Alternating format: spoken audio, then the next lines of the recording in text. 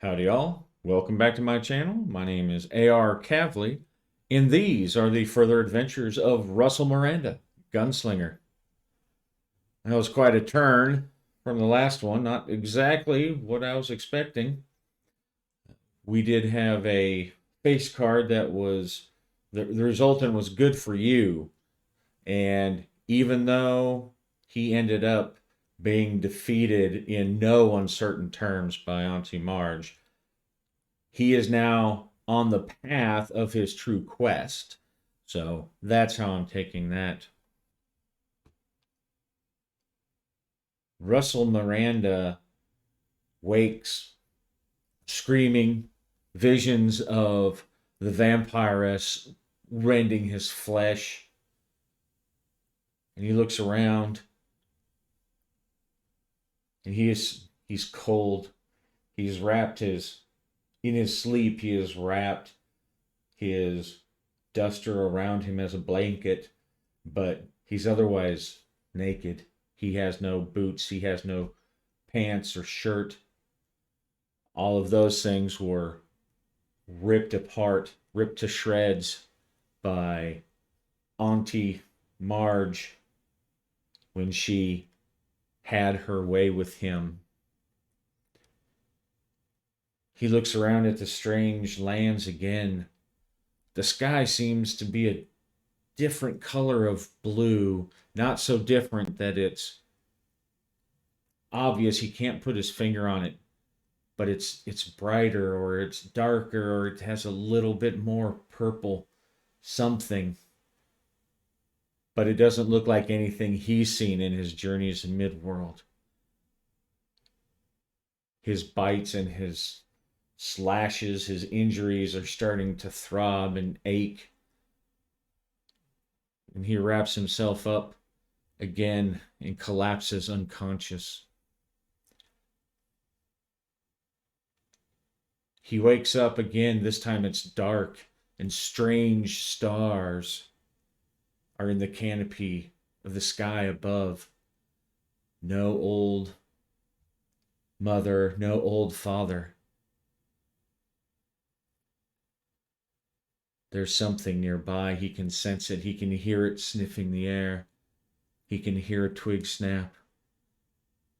And yet he's still helpless. He manages to get his hand around one of his big irons, but he can't even stay awake. And he collapses again with his pistol in hand. The following morning, he wakes with the rising sun. He doesn't even remember the creature that was sniffing, but sniffing around. It obviously didn't kill him. And he groans. And he finally is able to take stock of himself. Dried blood cakes his dirt-smeared flesh. Everything hurts. To move is to invite a symphony of pain from his muscles and his injuries.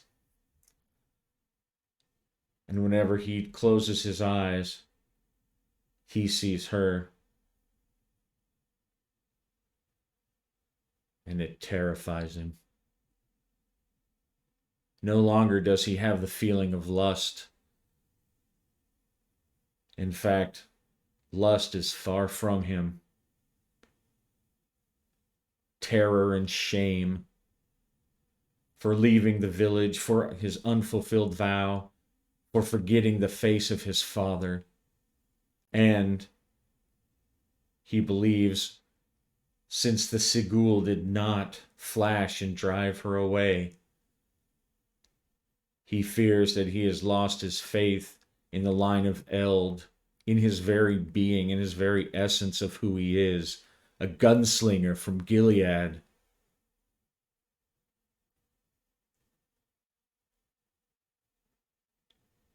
But enough. He shakes it off, slaps himself in the face, and forces himself to stand. His cloak or his duster falls away to the ground, the cool morning air helping to revitalize him as he looks down at his emaciated, bloody body. And he finds that he is in some kind of light woods, rolling hills. And he takes stock of what he has. He has his big irons, thank the Eld. They are both full, and he has some bullets on his gun belt that he was able to grab before he fled like a coward through the door. Fled while brave Eldunak was torn to shreds by the monster. And who knows what she is doing to the village? Is Mark Hollow already dead? Is his family, have his children already faced the vengeance of the ancient and powerful Auntie Marge? He pushes that shame, that sting of failure away. He has his pistols, he's got his knife, he's got his duster. He does have his pouch, but there's not much in it. He left everything on Ensign because he was getting ready to go into battle. There are a few dried and broken cigarillos in the bottom. Some jerky, not enough to last long. And a few small knickknacks, a small knife, but not much of use.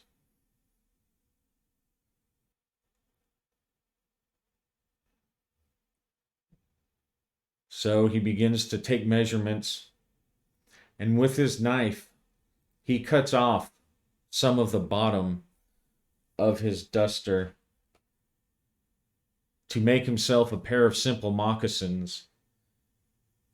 He cuts off some flat panels, and then he cuts off long strips to make rawhide laces so that he can at least protect his feet and keep them warm. And there's just enough.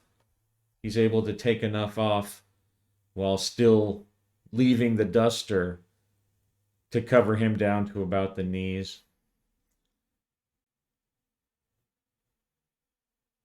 And he realizes he's starving, and he eats the rest of the little beef jerky that he has left while he is making his moccasins. He considers what else he can make from his pouch or from his duster, but is exhausted after just making those. And so he sits back, ties or closes his duster, sets his gun belt on the outside, and though starving and exhausted, he has to find out where he is. He has to find out just what in the hell happened. That was no normal door.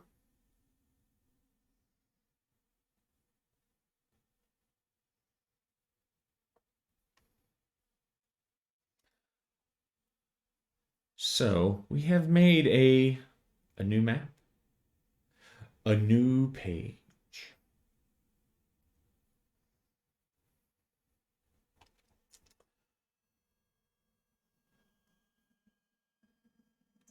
How fancy is that? I added some music for it, some ambiance.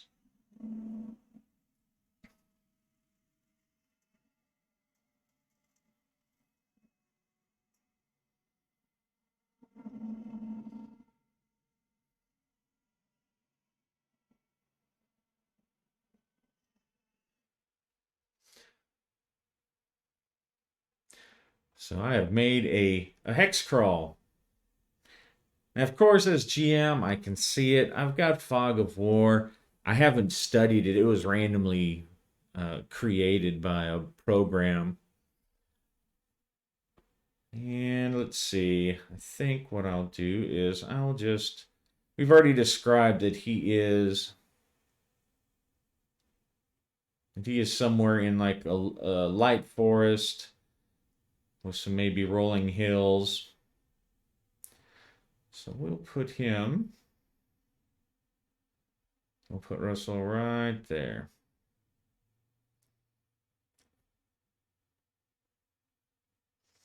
Oh, I guess I need to grab a Russell token real quick.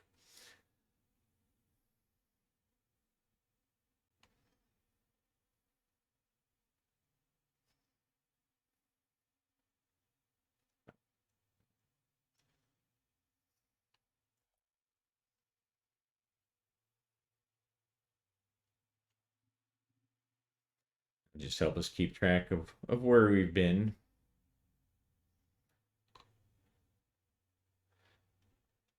Yeah, I have not studied the map, so of course I can't keep it completely free from me, but I'll do my best.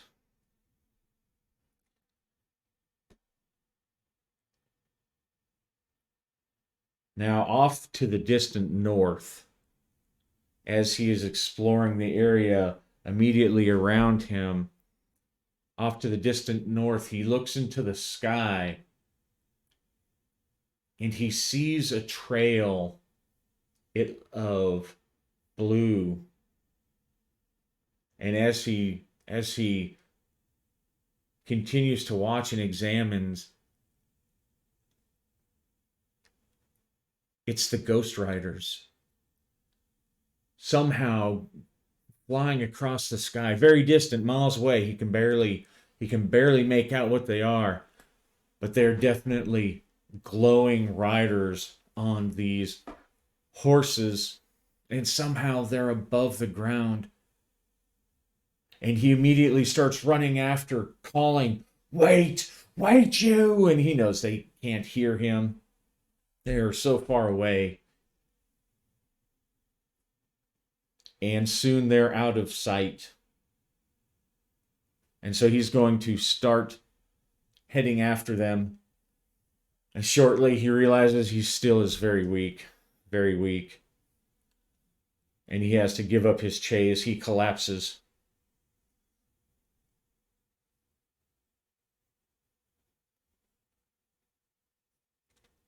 And then he's just going to keep going north.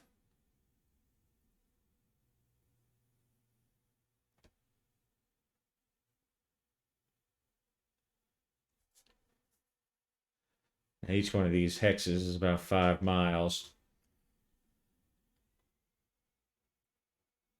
So what we're going to do is we're going to...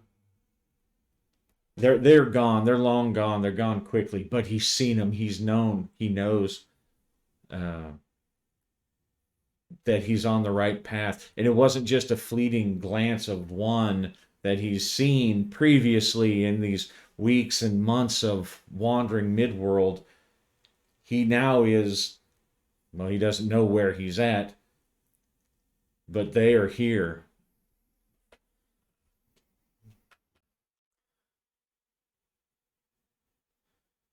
All right.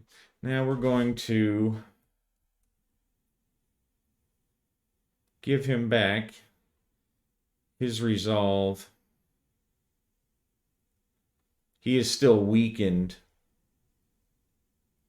and he is mentally traumatized by what happened to him. But seeing those, it gets him back on the path of the beam, so to speak. And he continues. Let's see if he runs into anything in this strange new land. I don't know much about this place either. I just have this randomly generated map. 5 or 6. Nope. All right. So he manages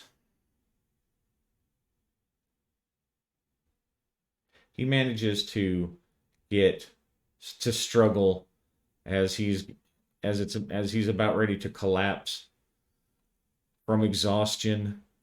He manages to get about 15 miles through that day, pushing himself forward. Fortunately, his moccasins are made out of good leather, and he's a tough trail hand.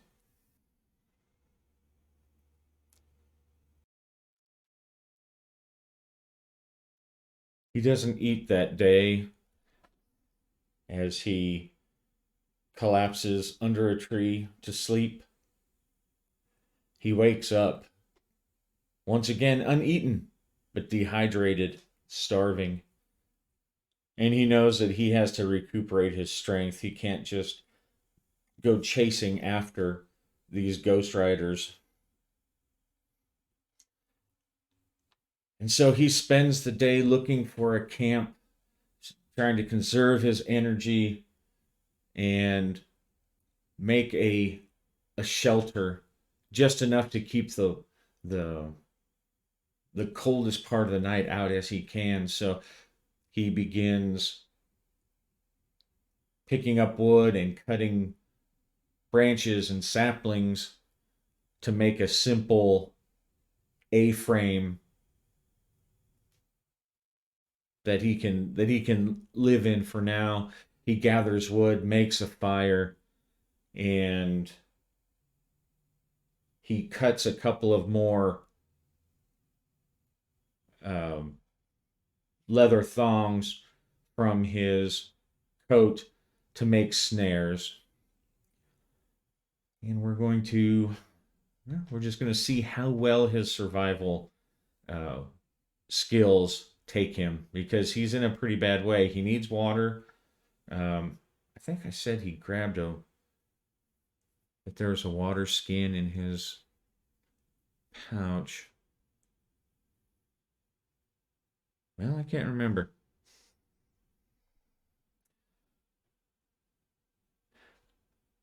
So it's going to be a craftiness roll. It's a new land, but the terrain is familiar, and he's an experienced trail hand.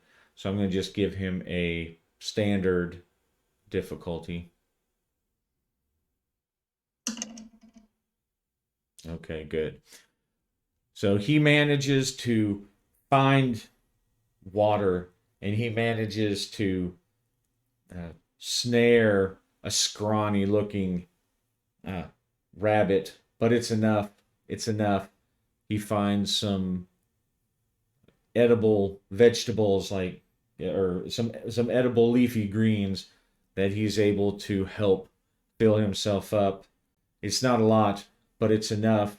And by the end of the day, he goes to sleep in his mostly completed shelter, satisfied, exhausted, and sleepy.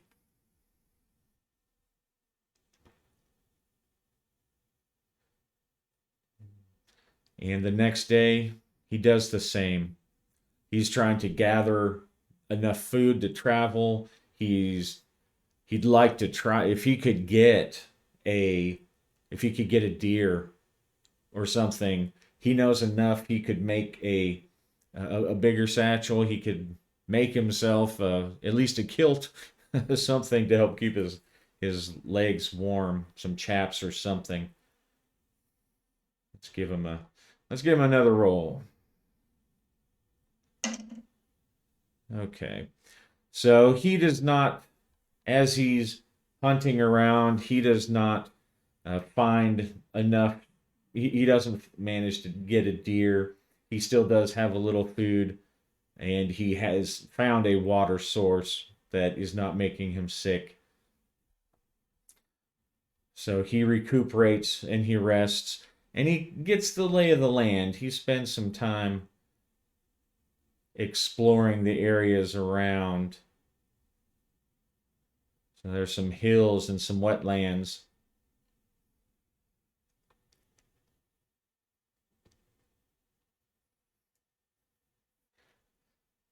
After a couple of days of resting and managing to get at least fed,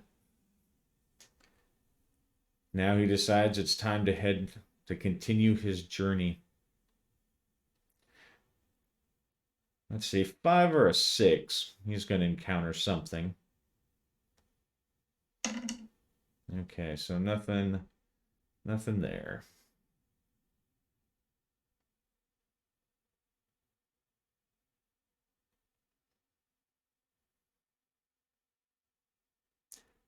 He manages to make his way through the wetlands and north to a relatively flat area. It seems peaceful enough, but I think as the day winds down, I'm going to roll on the encounter table. He's been in a strange new land for a while. You can't just sit around with nothing happening. No way. All right.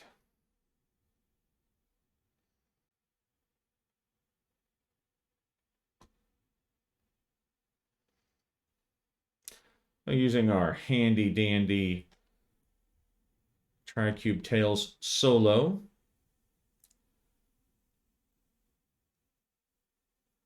We'll go to our wilderness travel.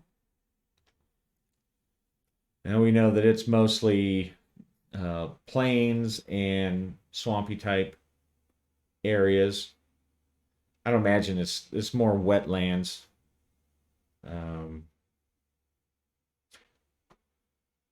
Let's see what we have.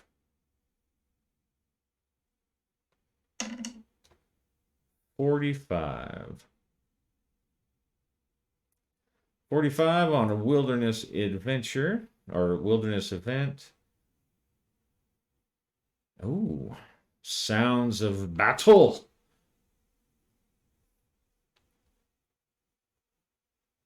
Sounds of battle. All right, so as he is getting ready to start looking for a safe spot, he hears some screams, some fights. Let's use this wilderness folk. Maybe give us an idea of who might be fighting. Okay, a 4 and a 2. Ah, man-eating plant. That sounds interesting. And where is this battle taking place? 2 and a 5. Crumbling ruins. Interestinger and interestinger.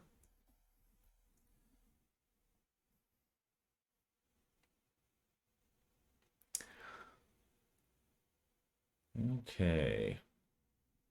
And who are the plants fighting? 3 and a 1.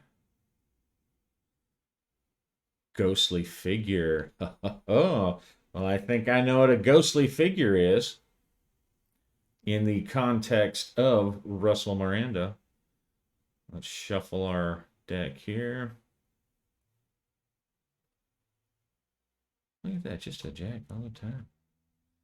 All right, so advanced secondary subplot positive. That makes sense.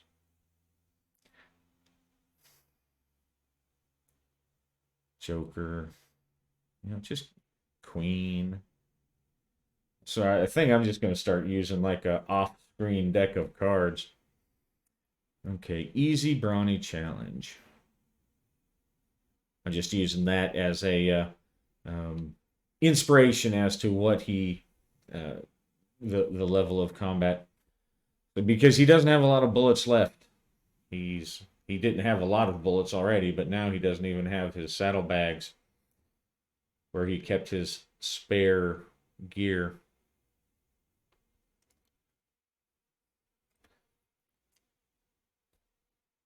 So as he's getting ready, he hears a strange noises, uh, sort of almost an electric, uh, synthesized buzzing, and this hissing and thumps and crackles of energy. He doesn't even he doesn't even have the words to describe some of the sounds he's hearing, but it's nearby, and so he gets his pistols ready. He gets low and crawls through the grass as he rushes as cautiously as he can to the sounds of the battle, and he sees three of these the Ghost Riders of Tahira. They're on horses and they're battling this giant plant, and it's whipping. It just looks like a almost it looks like a giant cactus almost, and it's whipping these tentacles with giant thorns back and forth. And the Ghost Riders, they have these um, they're shooting these bolts of lightning is what it looks like. They're shooting bolts almost like out of their hands at this thing, and where it strikes, there's a little explosion and a little burst of embers and sparks, and the creature hisses, like all of its thorns all over its body quiver, and it makes this hissing noise. And the Ghost Riders are riding around in and out, pretty much staying out of its range, but it looks like their little lightning blasts or whatever have a limited range because they keep riding close, kind of danger close, to be able to use it.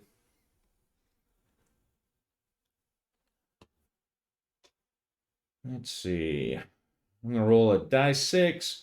They're probably doing better, so um, the higher the roll, the better the Ghost Riders are doing. Uh-oh.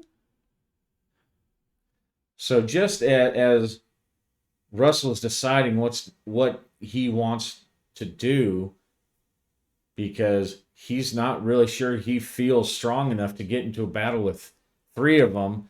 He could probably shoot them all from behind right now, but then what of this creature? He's never seen anything like this before. As he's pondering, as he's got a bead on two different riders at the same time, just in case he does want to shoot, or just in case they suddenly charge his way in the midst of their battle. Two of the riders get too close, and two giant spike-covered tentacles sweep both of them off their horses. The one has a giant, one giant tentacle sticks in the Ghost Rider's chest, sparking and spewing smoke from deep within. It's not quite electrical. It's not like a blowing out spark bulb, but the Ghost Rider flies back into a heap, and he stops moving. His horse, both of the horses, go riding off into the grasslands. Their blue glow seems to diminish the farther they get away from their riders. The horses, they're on horses. The horses themselves, they don't look to have the full fiery glow like he has seen on other ones, on other horses. And they run away. The other Ghost Rider, he's obviously wounded. He seems to be kind of fading in and out almost, and there's a big gash across his body. The third one rides in, and while those two, maybe it was part of their plan, while those two are knocked from their horse, he unleashes a series of bolts of electrical bolts that fry long streaks across this plant creature's body, leaving oozing and smoldering sap from the burnt wounds, and it hisses louder and louder as these bolts ride across it, and then he rides back out of range. And after watching the battle for a couple of moments, Russell realizes that the plant doesn't seem to be able to move, or if it can, it's not moving very fast.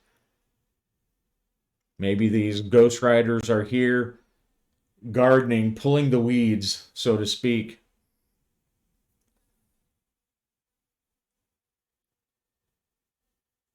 And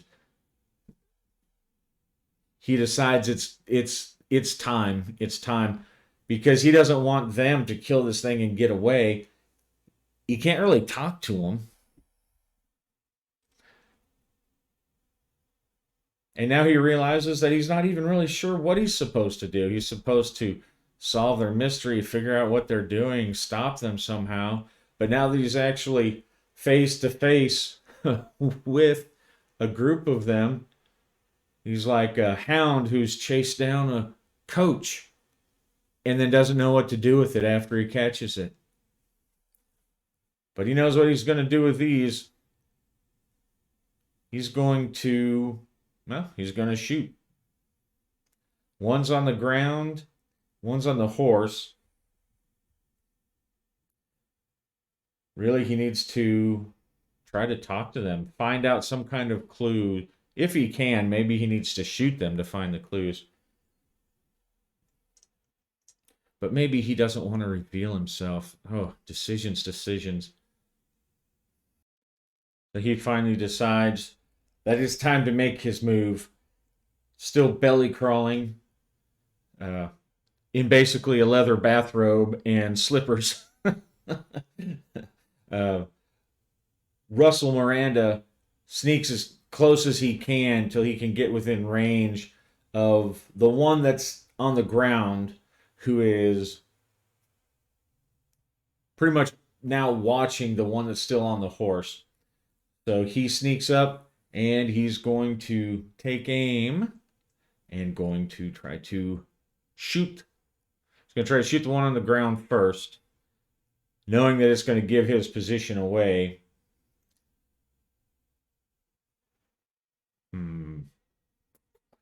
Yeah, he ponders trying to sneak up and capture, but he doesn't know about those lightning bolt things. So he's going to shoot. He's going to take aim and he's going to shoot.